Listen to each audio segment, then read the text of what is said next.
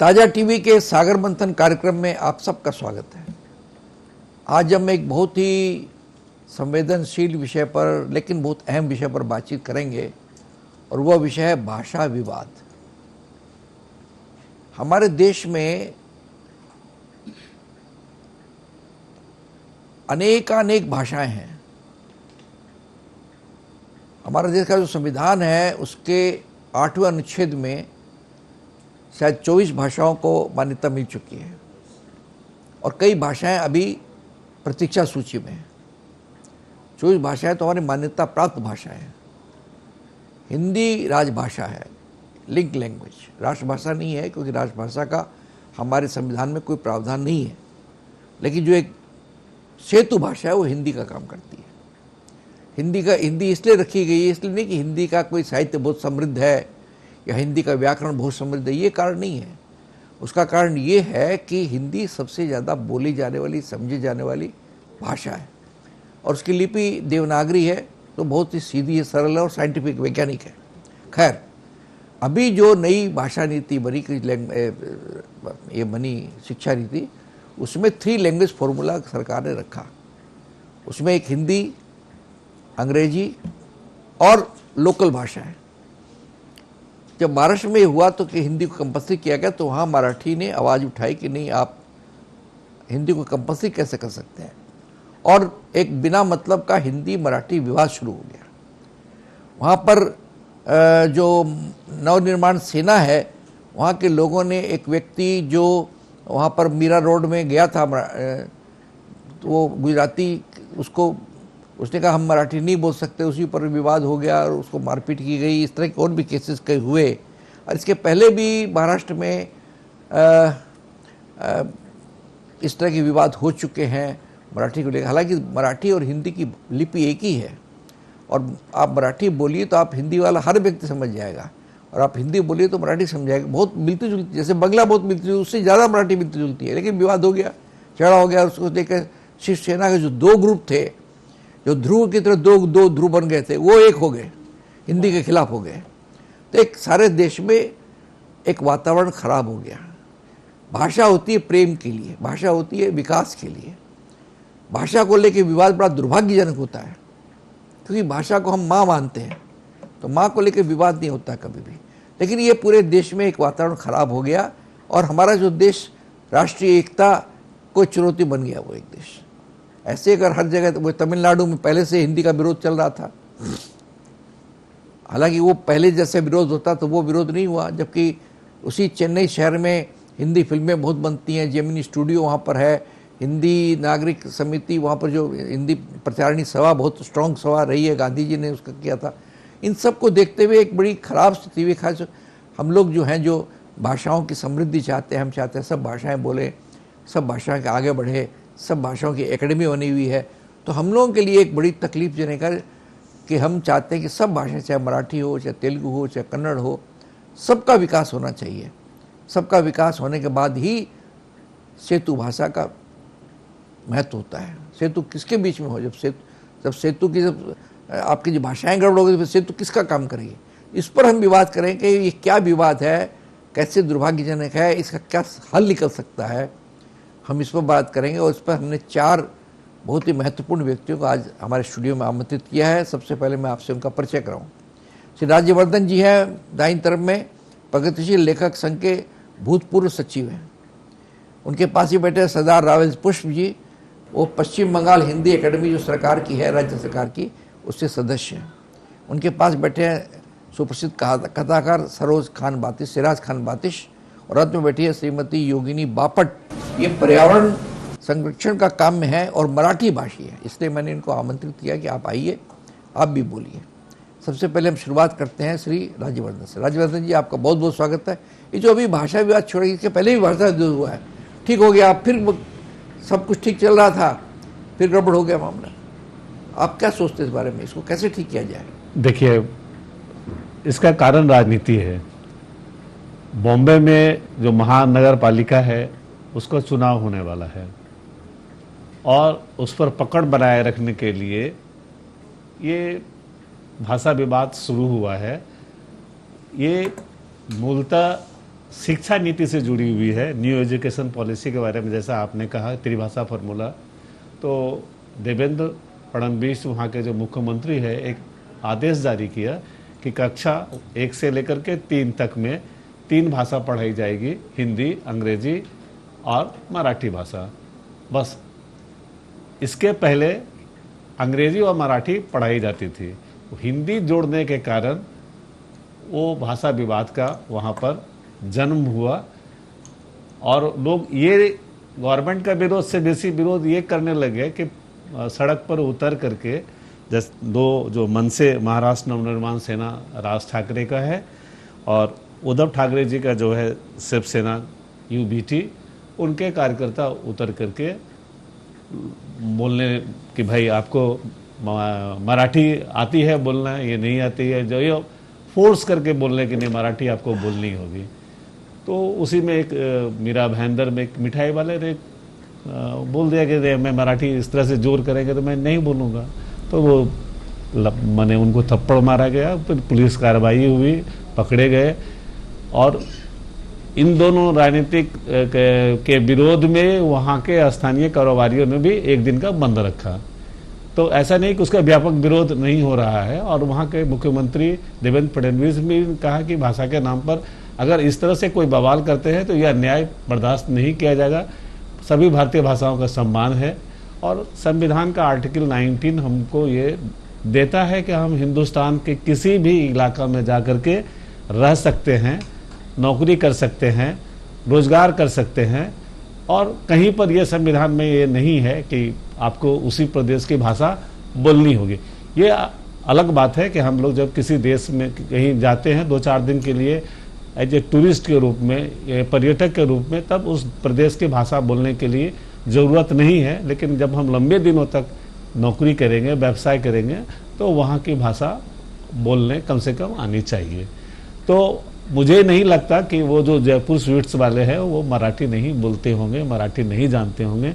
जो भी लोग रोजगार करता है वो सबसे पहले वहाँ की भाषा को सीखता है और भले लिखना नहीं जानता हो लेकिन वो मराठी बोलना जानता होगा।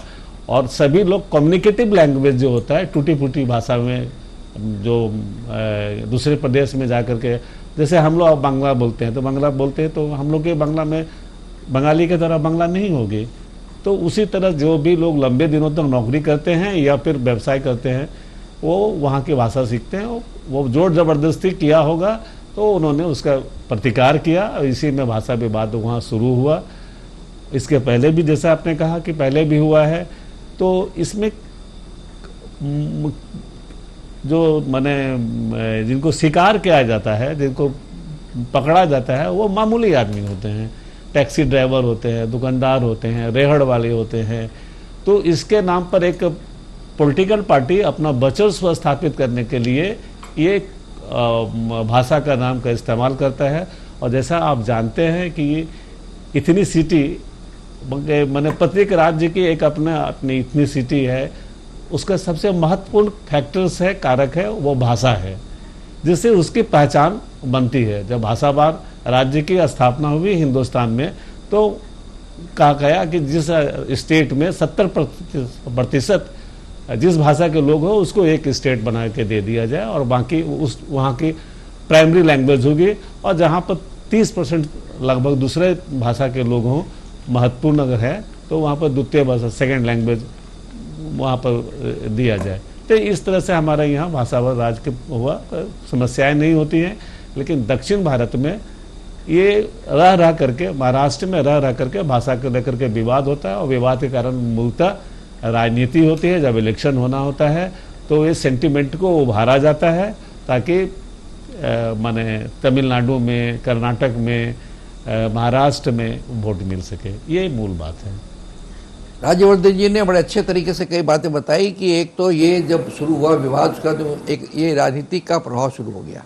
वहाँ पर मुंबई नगर पालिका का चुनाव है, उस चुनाव को लेकर वो फैक्टर भी हो गया। तो ये भाषा की बात को जब राजनीति ने पकड़ ली तो वो जाके भयानक बन गया। वो उन्होंने कहा कि ये जो अभी जो 3 लैंग्वेज फार्मूला था तो फडणवीस ने कह दिया था कि 1 से 3 तक जो कक्षाएं थी उनमें 3 भाषा का फार्मूला रखा जाएगा, हिंदी, मराठी और अंग्रेजी। लेकिन जब हिंदी को कंपलसरी किया तो वहाँ आवाज़ उठी कि साहब हिंदी को कंपलसरी क्यों कर रहा है, फिर उसमें हिंदी बनाम मराठी शुरू हो गया, जैसा मैंने शुरू में बताया था। तो उन्होंने कहा कि ये जो चीज़ें है भाषा के आधार पर राज्य बना था, जो भाषा ज़्यादा बोली जाती है उसका राज्य बना, उसका अलावा दूसरी जो भाषा है सेकेंड लैंग्वेज बनाया गया। अच्छा सोलर था ये, लेकिन कुछ लोग चूँकि इस पर इनका कहने का अर्थ है ये जो सारा झमेला हुआ है वो राजनीति से प्रभावित है। आम लोगों के लिए उस प्रभाव में आम लोग बट गए, वहाँ पर कॉमन जो है बट गए। जो गरीब लोग हैं, जो गरीब लोग रोजी रोजगार करना चाहिए था, रोजगार के लिए काम करते, वो अपने बट गए और गरीब की ताकत जो है, कॉमन मैन की ताकत बांटने की शायद यही राजनीतिक नेता चाहते हैं कि किसी एक व्यक्ति के हाथ में सत्ता नहीं रहे। आइए बात करते हैं रावल पुष्प जी। रावल पुष्प जी, आपका बहुत बहुत स्वागत है। आप तो खुद पंजाबी के लेखक हैं, लेकिन आप हिंदी के लिए काम कर रहे हैं, ये बहुत बड़ी बात है।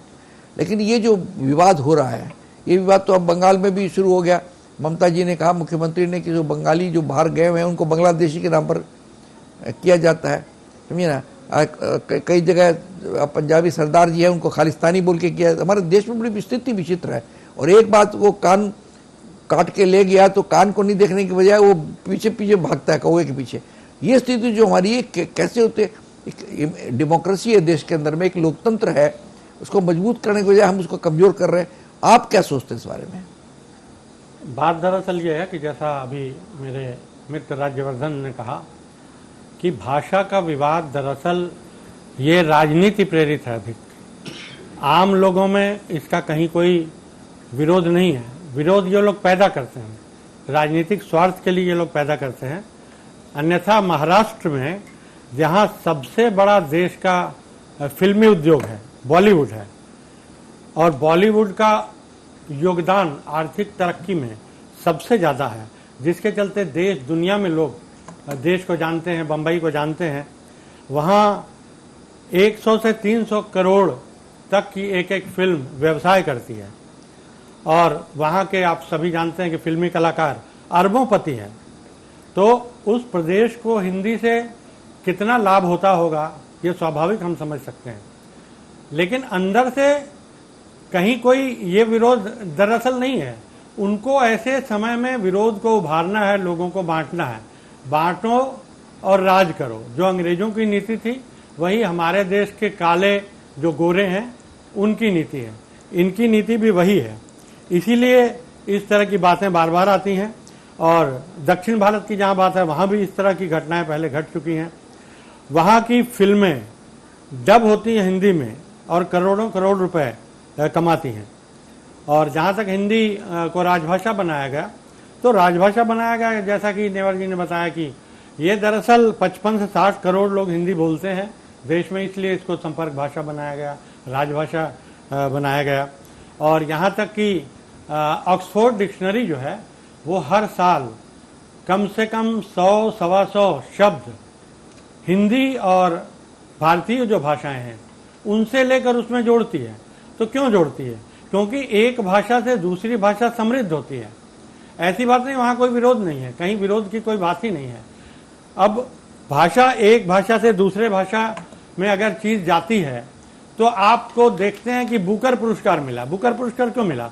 हिंदी की किताब थी रेत समाधि, गीतांजलि श्री की, तो उस किताब को बुकर पुरस्कार मिला, 63,000 पाउंड का पुरस्कार मिला। तो ये भाषा का संतरण हुआ, भाषा दूसरे भाषा में वो चीज़ गई तो उसको पुरस्कार मिला। और अभी हाल में फिर आपने देखा कन्नड़ में 2025 में कथा संग्रह पर मिला बानू मुश्ताक को। तो ये तमाम चीज़ें जो ये एक भाषा से दूसरी भाषा में जब चीज़ जाती है, व्यापक जगह तक पहुंचती है, तो उसको पुरस्कार मिलता है। या अपने कवि गुरु रविन्द्रनाथ ठाकुर हम कहते हैं, तो कवि गुरु हम कैसे कहते हैं?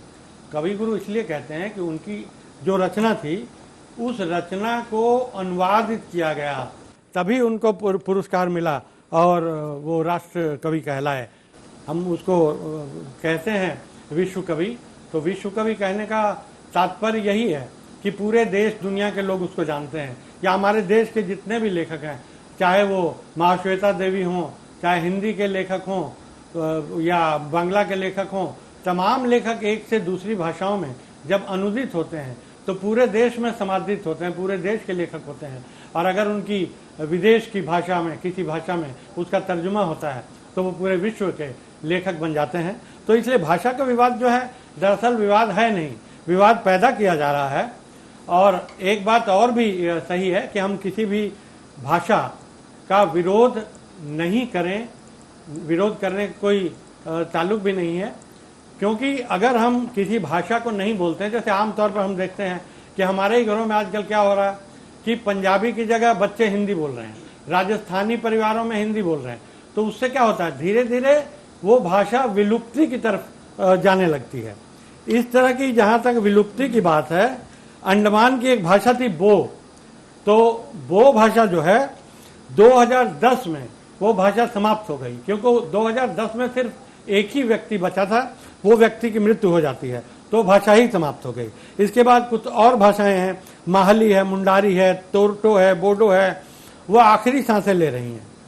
अपने देश की 1600 भाषाएं हैं, लेकिन उसमें जनगणना में सिर्फ 122 भाषाएं आती हैं। लेकिन धीरे धीरे क्या होता है ना, भाषाएं विलुप्त हो जाती हैं। जब उसको बोलने वाले नहीं, लिखने वाले नहीं, पढ़ने वाले नहीं रहेंगे तो भाषाएं विलुप्त हो जाएंगी। उससे क्या होगा, उस भाषा की लोक कथाएं, गीत हैं, कहावतें हैं, ज्ञान धीरे धीरे वो लुप्त हो जाएगा। अब भाषा तो एक समुदाय की पहचान होती है, वरना तो उसकी पहचान ही मिट जाएगी। अब जैसे कि इन्होंने मेरा परिचय दिया पश्चिम बंग हिंदी अकादमी की बात, तो पश्चिम बंग हिंदी अकादमी में मैं राष्ट्रीय स्तर पर लघु कथा सम्मेलन करवाता हूँ। पहले दिन पूरे के पूरा दिन हिंदी लघु कथाओं पर होता है, लेकिन दूसरे दिन मैं देश की मुख्तलिफ भाषाओं में से 4 भाषाएं चुनता हूँ। उन भाषाओं में क्या काम हो रहा है हिंदी उनकी भाषाओं में, उस भाषा में काम हो रहा वो हिंदी में लोग बताते हैं, और एक एक लघु कथाकार उस भाषा का मैं लेता हूँ। इससे क्या है, हिंदी के साथ, हिंदी से इतर जो भाषाएं हमारे देश की, उनको भी साथ में लेकर चलता हूँ। हमारा विश्वास है कि हम अपनी हिंदी जो भाषा राजभाषा है, राजभाषा के अलावे सभी भाषाओं को हम साथ में लेकर चलें, ताकि सामंजस्य जो है हमारा आपस का बना रहे। धन्यवाद। श्री राहुल पुष्प ने कुछ बातें जोड़ी। उन्होंने बताया कि देखिए, बम्बई में झमेला हुआ मराठी में, जबकि बम्बई की जो फिल्म इंडस्ट्री है पूरी हिंदी पर डिपेंड करती है, और हिंदी फिल्में, हिंदी डबिंग करके लोग करोड़ों रुपया कमाते हैं वहाँ पर। और हमारे ऑक्सफोर्ड में हिंदी एवं भारतीय भाषाओं के कई शब्द लिए गए हैं, कई शब्द हिंदी से लिए गए हैं। अंग्रेजी भी समृद्ध भाषा इसलिए हुई है क्योंकि उसमें कई भाषाओं के शब्द, स्पेनिश के, फ्रेंच के, हिंदी के भी हैं। अभी जुगाड़ लिया गया, जुगाड़ हम बोलते हैं, वो ऑक्सफोर्ड ने लिए। इस प्रकार भाषाओं के समृद्ध होती है, एक दूसरे शब्द ले करके समृद्ध होते हैं। कोई व्यक्ति, कोई भी भाषा अपने आप में पूरी इंडिपेंडेंट नहीं है, उनमें कई भाषाओं के शब्द आते हैं, तब भाषा धनी भाषा बनती है। ये जो विवाद किया जा रहा है, भाषा विलुप्त भी हो गई। हमारे देश में कई बोलते हैं 200 भाषाएं विलुप्त हो चुकी। जो भाषाएं नहीं बोली जाएंगी वो विलुप्त हो जाएगी, भले ही वो कितनी समृद्ध हो। आज संस्कृत बहुत समृद्ध भाषा है, हमारे देवी देवता संस्कृत बोलते थे, लेकिन आज वो भाषा सिर्फ एक रिसर्च की भाषा बन के रह गई है, अनुसंधान की भाषा बन के रह गई है। आम आदमी उस बात का नहीं बोलता है। इसलिए ये जो भाषा है, ये समुदाय की पहचान होती है, इसको राष्ट्रीय एकता के साथ करना चाहिए। हमारे देश जैसे देश में जहाँ बहुभाषीय देश है, ये बहुत जरूरी है कि भाषाओं की इंटीग्रिटी बनी रहे, भाषाओं का संबंध में बना रहे। इस पर देश का, हमारा पूरे बुनियाद भी निर्भर करती है, ये कहना है श्री राहुल पुष्प जी का। इस प्रकार हमने राज्यवर्धन जी से बात की, राहुल पुष्प से बात की। अब लेते हैं हम एक छोटा सा इंटरवल, उसके बाद हम हमारे अन्य जो 2 प्रतिभागी हैं उनसे बात करेंगे। तब तक आप हमारे साथ बने रहिए।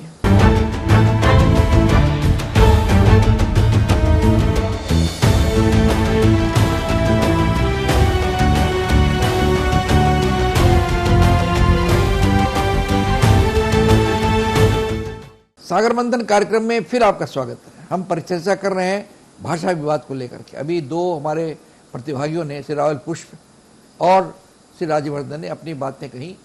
उसमें बातों में एक बात महत्वपूर्ण है कि ये जो विवाद है, ये है नहीं आम विवाद नहीं है, लेकिन बनाया गया। लेकिन जो भी वो बनाया गया, लेकिन विवाद तो हो गया ना, आदमी बट गया।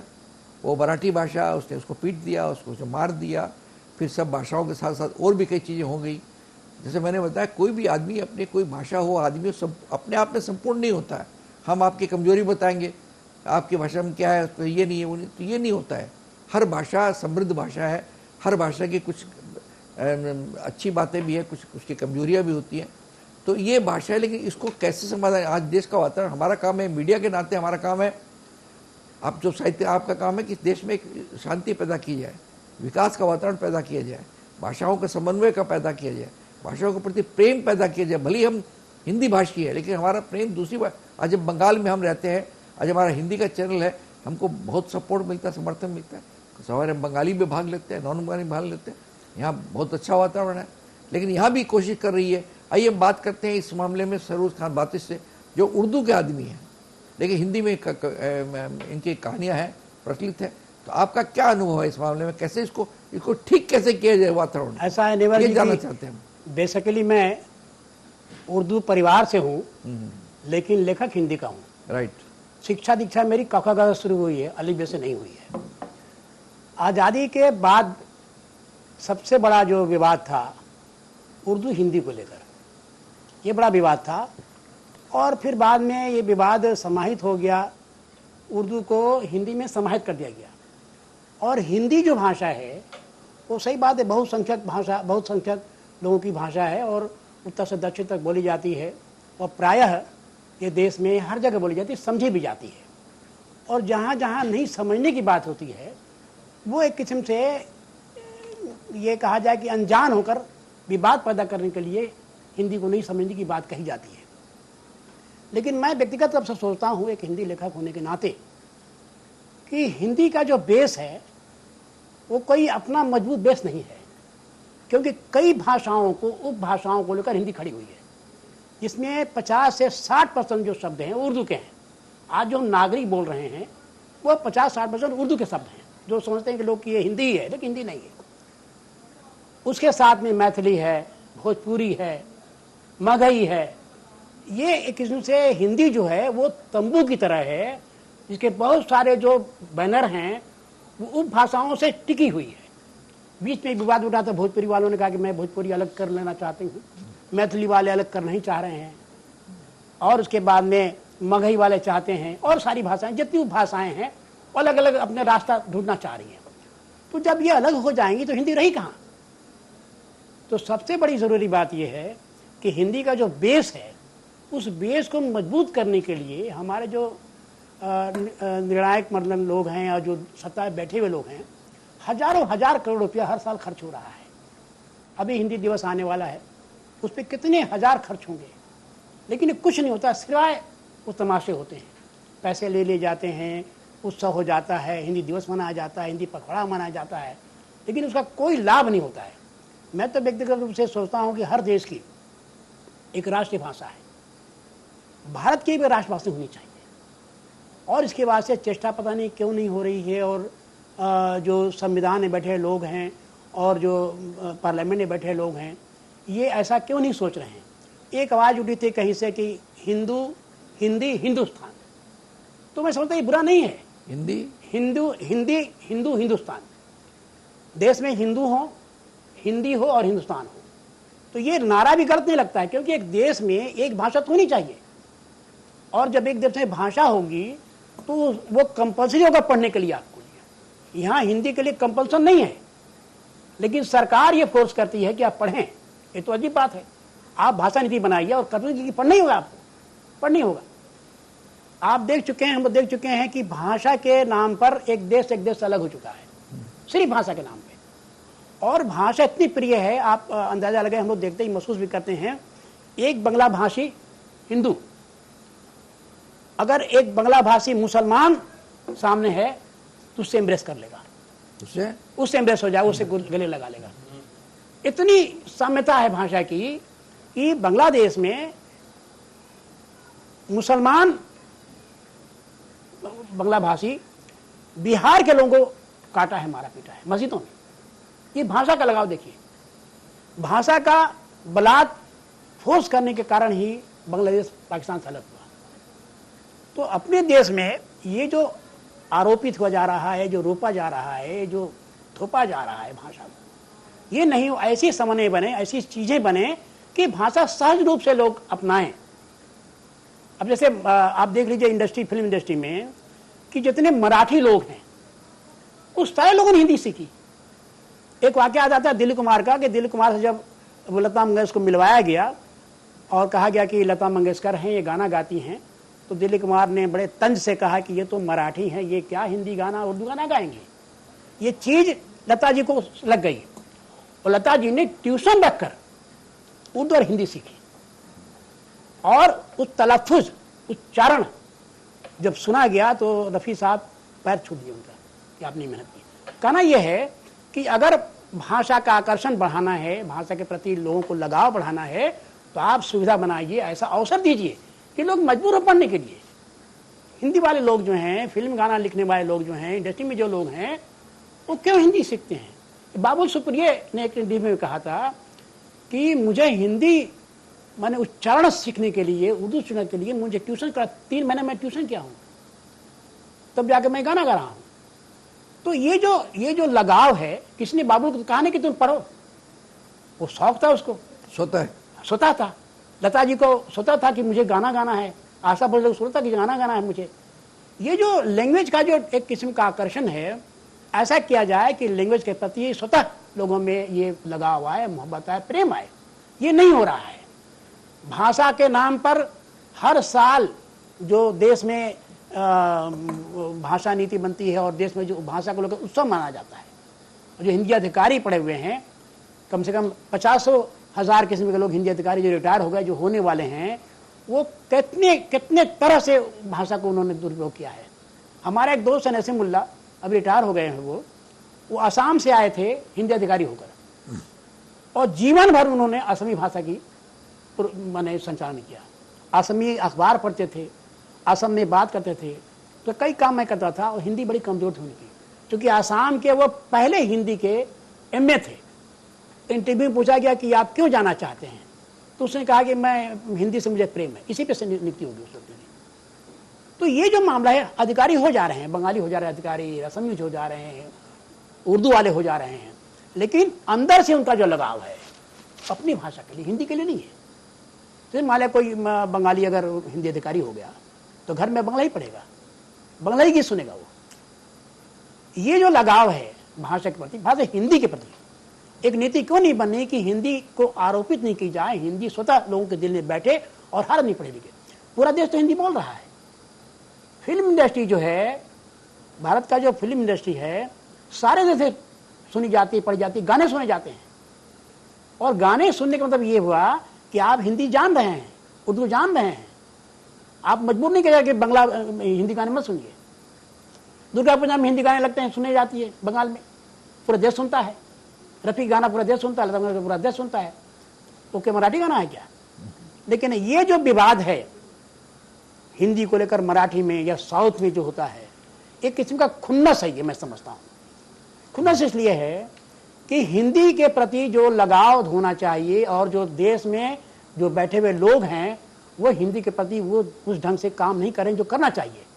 विवाद पैदा करके अपनी अपनी राजनीति सत्ता बैठाने के लिए कोशिश है। बंगाल में अभी कल की खबर है कि वो हॉस्पिटल में एक नोटिस लगा है राज्य सरकार का, ये सेंट्रल गवर्नमेंट का, हॉस्पिटल में कि नौकरी चाहिए, उसमें हिंदी में विज्ञापन आया है।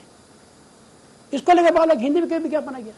अरबी सेंट्रल गवर्नमेंट की वो नौकरी है, तो अंग्रेजी के बाद हिंदी में भी नोटिस आ गया है, कल के अखबार में है। अब वहाँ लेकर बवाल हो गया कि हिंदी में क्यों हिंदी हो से। सरकार का ही नीति है, सेंट्रल गवर्नमेंट की नौकरी है, उस सेंट्रल गवर्नमेंट की नौकरी के बाद अंग्रेजी के बाद हिंदी दे दी है वो, इसके लिए अधिकारी बनाए गए हैं, इसीलिए हिंदी विभाग बनाया गया है। अब इसको लेकर कोई बवाल करे तो ये हद की बात है। ये तो बंगाल में भी ये आवाज़ उठी थी, हमारा बंगाली बोलकर एक संस्था थी जो ये विरोध कर रही थी लेकर। ये सिर्फ तमाशे हैं, मैं समझता हूँ, और मेरा मानना भी है कि देश को एक राष्ट्रभाषा नीति बनानी चाहिए। राजभाषा नीति तो हिंदी है, उस पर तमाशे हो रहे हैं, लेकिन राष्ट्रभाषा नीति बननी चाहिए, देश में एक राष्ट्रभाषा हो, मेरा अपना सुझाव है। श्री सरोज खान बातिश ने कहा कि कोई ज़माने में हिंदी उर्दू विवाद भी हुआ था, बाद में पूरा उर्दू है वो हिंदी में समाहित हो गई, और आज भी जो हम हिंदी बोलते हैं उसमें 50 से 60% इनके अनुसार से उर्दू शब्द है। वास्तव में हम जो भाषा बोलते हैं, बात आपस में बात करते हैं, कौन सा शब्द उर्दू का है हम लोग को पता ही नहीं पड़ता है। इस तरह सब लोग मिल गए हैं। तो उनका कहना है एक राष्ट्रभाषा होनी चाहिए, राष्ट्र के सम्मान के लिए राष्ट्रभाषा होनी चाहिए, और भाषा को तो बड़े प्रेम से समझाया जाना चाहिए, उसको प्रेम से पढ़े, न कि कोई विवाद हो, झगड़ा हो, है ना। कोई जरूरी नहीं कि हम सब गाली देंगे तभी हम हिंदी का इस्तेमाल करेंगे, बाकी टाइम में नहीं करेंगे हम, ऐसा भी नहीं होना चाहिए। मुंबई में हिंदी में जैसे उन्होंने दिलीप कुमार का कहा कि उन्होंने कहा लता ये तो मराठी है, क्या बोलेगी हिंदी, तो और उसको हिंदी सीखी और आज हिंदी फिल्मों की वो सुपरस्टार बन गई, ये सब है। तो पूरा हिंदी बोल रहा है, फिल्मी गाने गुनगुना रहे हैं, सब कुछ है, लेकिन फिर भी इसको लेकर विवाद हो रहा है, ये दुर्भाग्यजनक है इनका। इन्होंने एक बात पर जोर दिया कि हिंदी को राष्ट्रभाषा बनाया जाना चाहिए, लेकिन इम्पोज नहीं किया जाना चाहिए। आइए अब हम बात करते हैं योगिनी बापट जी से। बापट जी, आपका बहुत बहुत स्वागत है। आप मराठी से आई हैं, बंगाल में रहती हैं। अब हम आपको मराठी बोलें कि बंगाली बोलें? मैं समझता हूँ जब आप बंगाल में रहती तो बंगला बोलने लगी, बंगाली बोलने। मैं भी उसी राजस्थान का पैदा हुआ हूँ, लेकिन मैं बचपन में कलकत्ता आ गया था तो मैं राजस्थानी उतनी अच्छी नहीं बोलता जितनी अच्छी मैं बंगला बोल लेता हूँ। ये हमारे देश में क्यों हो रहा है? और ख़ासकर महाराष्ट्र का एक बहुत अच्छा प्रदेश है, हिंदी प्रदेश है मिला जुला के। अब वहाँ पर एक जमाना था, मैं एक बार बहुत साल पहले जब बम्बई गया तो उस वक्त चल रहा था आंदोलन, मुंबई आमची की तुमची। कोई बोलता था कि आमची तो उसको तुमची तो मारते थे पकड़ के। ऐसे हुआ, बीच में इतना आंदोलन हुआ, कोई बेचारा बिहार से पढ़ने गया लड़का, उसको पीट दिया। किसी आप हाथ है तो किसी बड़े माने डॉन को हाथ नहीं लगाएंगे, लेकिन एक गरीब बच्चे को हाथ लगा देंगे, ये गलत चीज़ है। आप क्या सोचते हैं मराठी होने के नाते? मराठी भाषा बहुत समृद्ध भाषा है, हम लोग सब सम्मान करते हैं, और हिंदी और मराठी को चूंकि लिपि एक है तो हमको एक ही मानते हैं उसको, बताइए जी। नमस्कार सभी से। पहले तो मेरा ये कहना है कि हमारा पूरा देश, पूरे वहाँ पे स्टेट्स डिवाइड किए गए हैं लिंग्विस्टिक बेसिस पे, जोग्राफिकल एंड लिंग्विस्टिक। हर एक स्टेट की अपनी अपनी एक लैंग्वेज है। वैसे ही महाराष्ट्र की मराठी है, बंगाल की बंगाली है। पिछले 25 साल से मैं बंगाल में हूँ, तो अभी बंगाली मुझे बोलने भी आती है। बंगाली जो कि रहन सहन जो भी है, संस्कृति है, उसको मैंने अपना लिया है। इधर के है तो जैसे बोलते हैं ना, when in Rome be Roman. तो बात वही है कि आप जहाँ रहते हो उस जगह का, उस भाषा का आपको सम्मान करना अनिवार्य है, करना ही पड़ेगा। आप एट द सेम टाइम आपकी जो भाषा है उसका भी आप सम्मान करें। मेरे घर में आज पूरी तरह से मराठी बोली जाती है, मेरे बच्चे भी मराठी बोलते हैं। जब मैं महाराष्ट्र जाती हूँ, मेरे पेरेंट्स अभी भी महाराष्ट्र में ही है, मेरा पूरा परिवार वहाँ पे है, तो जब भी जाती हूँ उनको बड़ा आश्चर्य होता है कि तो आपके बेटियां कैसे मराठी बोलते हैं। तो एक भाषा की तरफ से सम्मान हर एक को होना चाहिए, और दूसरों के भाषा का सम्मान भी एट द सेम टाइम करना ही चाहिए। अब ये विवाद लेकर अगर बात करते हैं, तो जैसे कि भाई साहब ने बोला कि डेफिनेटली इसको एक पॉलिटिकल एंगल दिया गया है, जो कि एकदम मेरे ख्याल से, माय ओपिनियन जो है कि ये बिल्कुल गलत है। भाषा का जतन करना हर एक नागरिक का कर्तव्य है।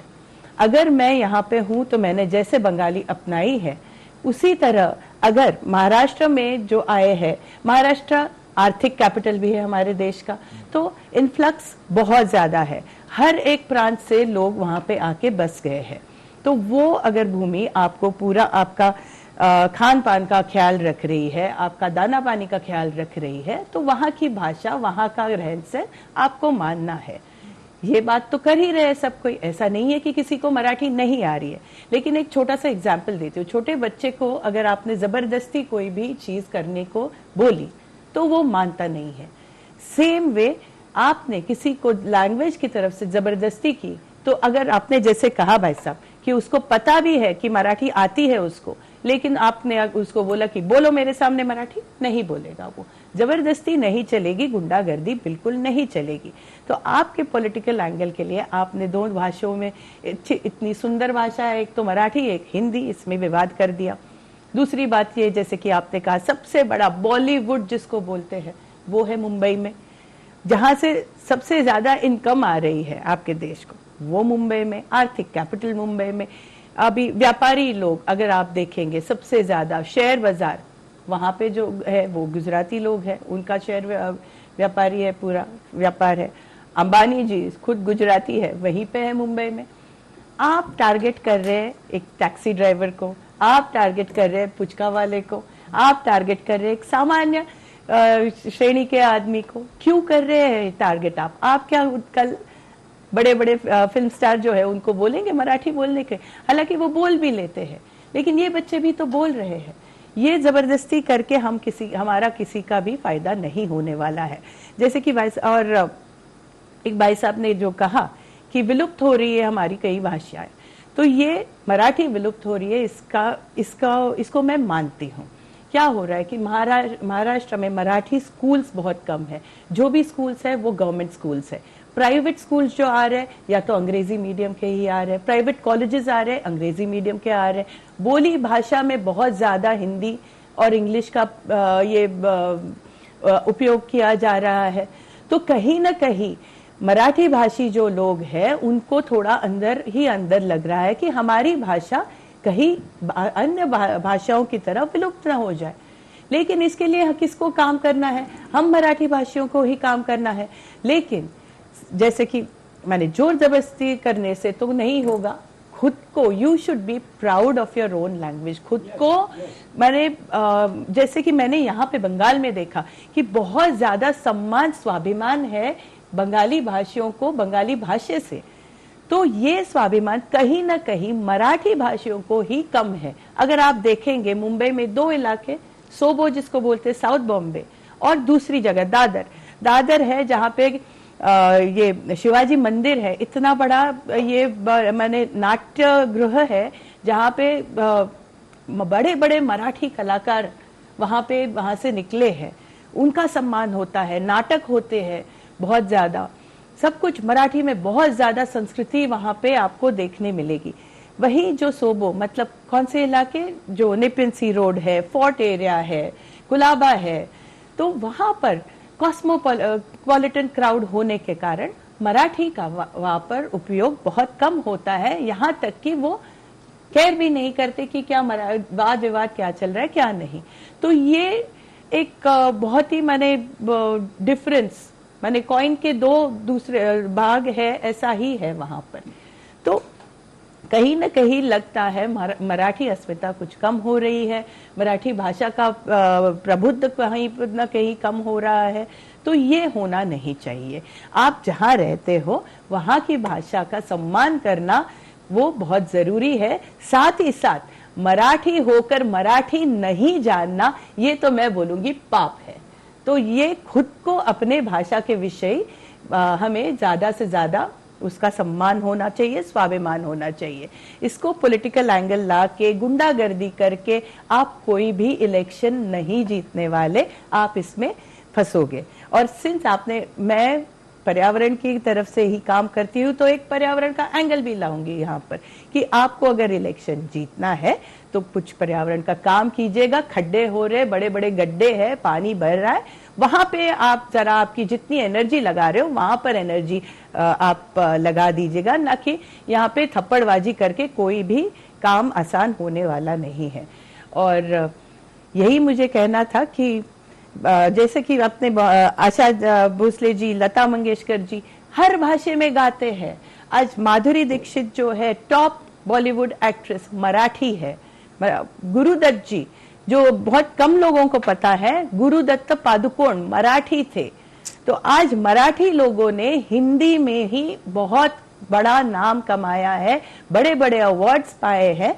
तो ये विवाद डेफिनेटली मराठी और हिंदी भाषा का नहीं, लेकिन ये एक पॉलिटिकल एंगल ही है, ये मेरा कहना है। योगिनी बापट जी ने कुछ बहुत महत्वपूर्ण बातें कही हैं।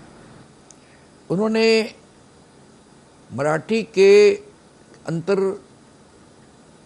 जो तकलीफ है, अंतर जो उनका दर्द है, उनकी बात उन्होंने कही तो बहुत महत्वपूर्ण। उन्होंने कहा कि मराठी भाषी ऐसा समझ रहा है कि चूंकि बम्बई एक इकोनॉमिक कैपिटल है, फिल्म इंडस्ट्री कैपिटल है, तो बाहर के बहुत लोग आ गए। इकोनॉमिक कैपिटल तो शेयर बाजार भी वहीं हो गया। अब वहाँ पर जो स्कूलें हैं सारी इंग्लिश मीडियम के स्कूल हैं। हिंदी वहाँ जो मराठी मीडियम के सिर्फ सरकारी स्कूल हैं जहाँ पर लोग जाते नहीं हैं।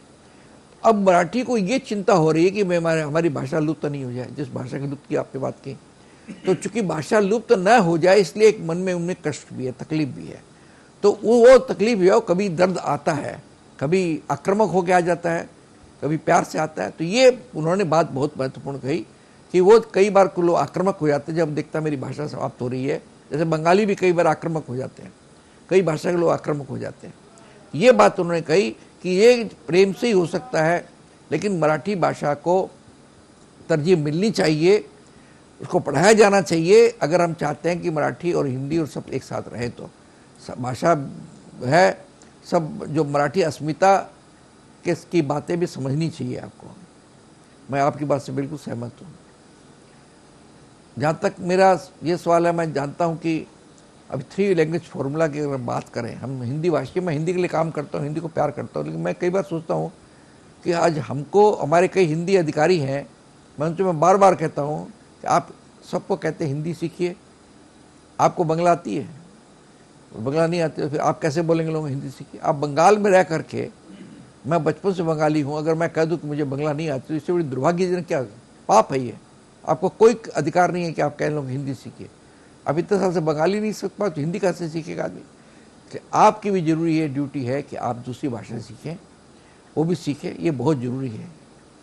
तो इस प्रकार उन्होंने बहुत महत्वपूर्ण बातें बताई हैं। और क्यों ऐसा झमेला हो रहा है, क्यों मराठी लोगों में उद्वेलना है, क्यों बॉयलिंग है, उसका उन्होंने एक बताया है कि कारण क्या बताया, और बहुत वैलिड कारण है उसका। इस प्रकार हमने चारों प्रतिभागियों से बात की। इस विषय पर हम कुछ और बिंदुओं पर बातचीत करेंगे। अभी लेते हैं छोटा सा ब्रेक, देखते रहिए सागर मंथन।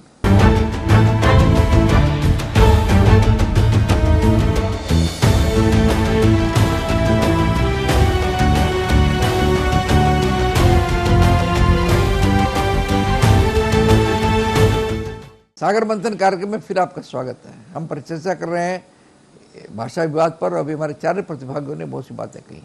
अब एक सवाल है 3 लैंग्वेज फार्मूला का, जो मेरे दिमाग में बात आई है। आज हम 3 लैंग्वेज फार्मूला बात करते हैं कि एक लोकल भाषा आदमी को आनी चाहिए। हमें ये बताइए कि राजस्थान, उत्तर प्रदेश, बिहार, यूपी में तीसरी भाषा कौन सी पढ़ाई जाती है? राज्यवर्धन जी। देखिए, त्रिभाषा फार्मूला का सबसे ज़्यादा बंटाधार उत्तर भारतीयों ने किया। वो हिंदी रखे और अंग्रेजी है, अंग्रेजी है, तीसरी भाषा कौन और सी है? तीसरी भाषा उन्होंने संस्कृत को रख लिया। सारे उत्तर भारत में संस्कृत को रख लिया। एक दूसरे भी कारण है कि इंफ्रास्ट्रक्चर तीसरी भाषा को सिखाने का जो है होना चाहिए स्कूलों में। आप मान लें तमिल सिखाएंगे, बांग्ला सिखाएंगे, तो उतना आप इंफ्रास्ट्रक्चर। प्रिंसिपली मानते हैं ना कि तीसरी भाषा भी एक होनी चाहिए? तीसरी भाषा तो माने उत्तर भारत, आज राजस्थान में तीसरी भाषा कौन सी है? तीसरी भाषा में अंग्रेजी, हिंदी और एक क्षेत्रीय भाषा मिला करके तीसरी भाषा है। तो तीसरी भाषा कहाँ पढ़ाई जाती है राजस्थान में? यूपी में, उत्तराखंड में, बिहार में, पंजाब में? बताइए। तीसरी भाषा में रूप में संस्कृत ले लेते हैं। वो हिंदी पढ़ाई संस्कृत तो हिंदी का एक, हिंदी की मदर है वो। नहीं, वो संस्कृत एक अलग भाषा है, मदर में नहीं किएगा। वहां पर चूंकि वो पहले से इंफ्रास्ट्रक्चर है, संस्कृत जानने वाले लोग हैं, और संस्कृत में मार्क्स वगैरह ज्यादा उठता था, इसलिए लोग संस्कृत ले लेते थे, कम पढ़ करके भी ज्यादा नंबर। तो जो दक्षिण भारत के लोग हैं उनके दिमाग में तो आज तक कभी हमारी भाषा तो कहीं रखी नहीं आपने। अगर वो हमको बोलते आप हिंदी सीखिए, तो आपको नहीं तमिल, तेलुगु, कन्नड़, मलयालम कोई भाषा? उत्तर भारत के लोग सीखते, अगर उत्तर भारत के लोग सीख लेते। चलिए राहुल पुष्प जी आप बताइए। नहीं, उत्तर भारत के लोग सीख लेते हैं अगर ये भाषा फार्मूला जो है बिल्कुल सही है, होना चाहिए। आप जिस राज्य में रहते हैं उस राज्य की भाषा, आपकी जैसे हिंदी है, अंग्रेजी है, ये त्रिभाषा फार्मूला तो होना ही चाहिए। बंगाल में पहले हम लोगों ने भी पढ़ा है, 5वीं, 6वीं, 7वीं 3 कक्षा में बंगला एक विषय था। बंगला हम लोगों ने पढ़ी है वहाँ। तो इससे क्या है, हम जिस राज्य में रहते हैं उस राज्य की भाषा बखूबी हम जानते हैं, बहुत अच्छी तरह जानते हैं। इससे क्या है, आप उस राज्य में बहुत अच्छी तरह सम्मिलित हो पाते हैं एक दूसरे के साथ। उनको लगता है बिल्कुल ये हमारा अपना आदमी है। अभी हम लोगों ने बहुत एक खास काम किया है कि एक भाषा से दूसरी भाषा में अनुवाद जब होता है तो ये विश्व बंधुत्व के लिए, न सिर्फ अपने देश में, विश्व बंधुत्व के लिए बहुत बड़ा काम इससे होता है। हम लोगों ने यहाँ कोलकाता ट्रांसलेटर्स फोरम बनाई है, जिसके माध्यम से हम लोग देश के मुख्तलिफ भाषाओं से अलग अलग अनुवाद करवा रहे हैं। हम लोग रचनाओं का, उपन्यास का, कहानियों का, कविताओं का अनुवाद करवा रहे हैं। इससे क्या होता है, एक भाषा का व्यक्ति दूसरी भाषा में जब जाता है तो वो उसकी पहचान बनती है और आपस में प्रेम संबंध बन जाता है। तो ये बहुत। अभी हमने राज्यवर्धन जी से, फिर बाद में राहुल पुष्प से बात की। अभी हम लेते हैं छोटा सा ब्रेक, देखते रहिए सागर मंथन।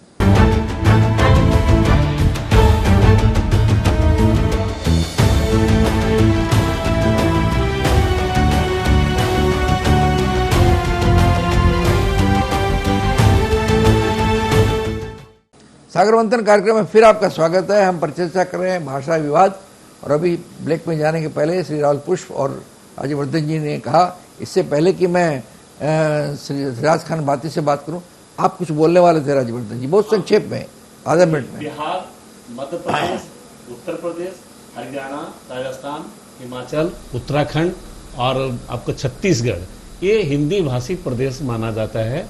इसमें इसलिए तृतीय भाषा के रूप में यहाँ पर बोलियां हैं, इसलिए वहाँ नहीं पढ़ाई जाती है।